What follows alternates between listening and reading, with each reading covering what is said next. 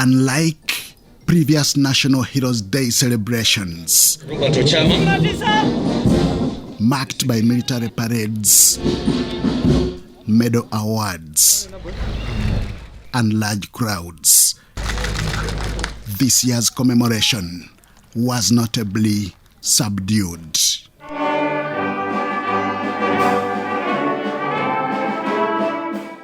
At State Lodge Nakasero, the national anthem,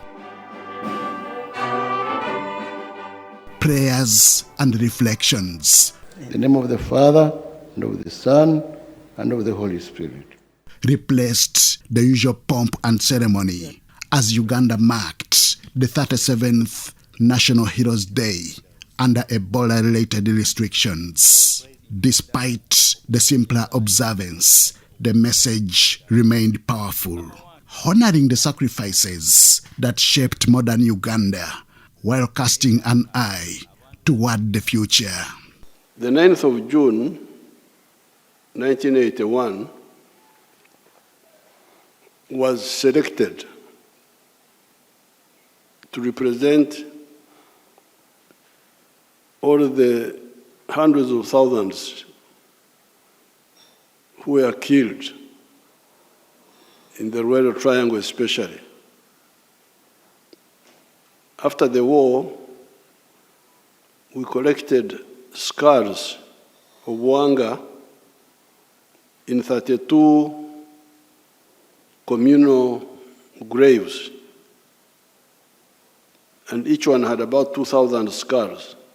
President Yoweri Museveni paid tribute to both civilian and armed veterans who took part in the 1981 to 1986 liberation struggle. But we selected the 9th of June because that is when, in the village of Chikandwa, near Semuto, 9 of them were killed, particularly 9 were killed. With Rutamaguzi, people like Nkangirwa, Sentongo, and others, there were 9 of them. They were killed on the 9th of June, today.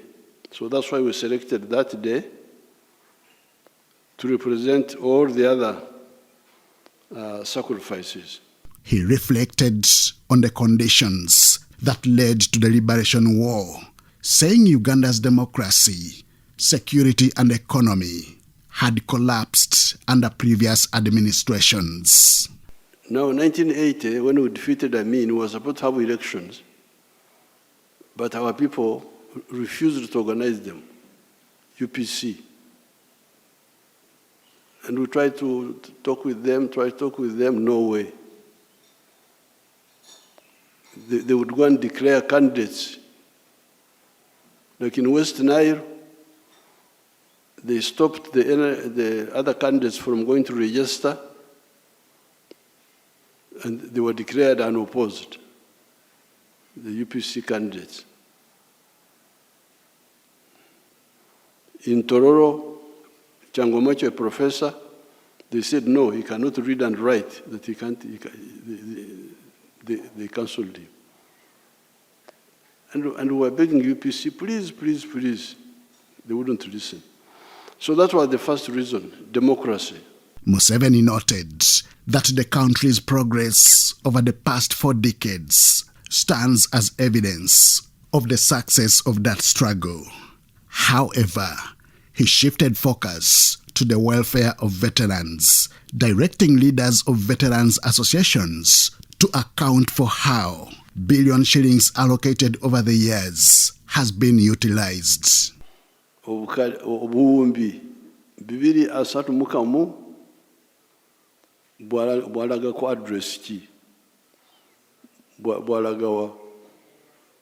So then we shall find out if there is any family which didn't get, there are 5 million they will get. And if they had got it, especially at that time, it was a lot of money, 5 million.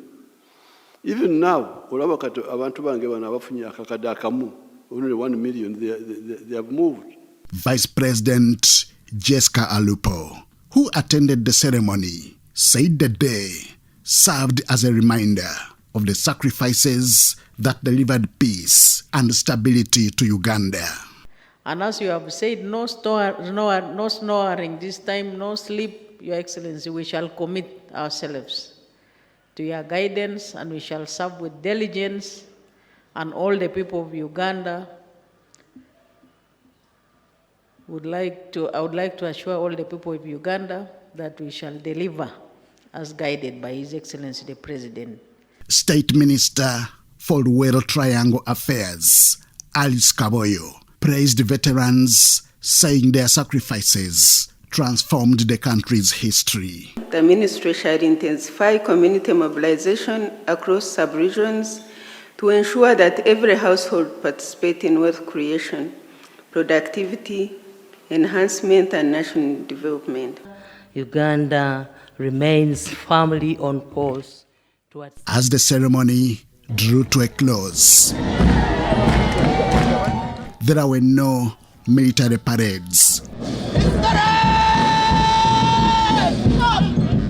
and medal presentations. Instead, the day became a moment of reflection, honoring those who sacrificed for Uganda's freedom while challenging today's generation to safeguard the peace, stability, and development achieved.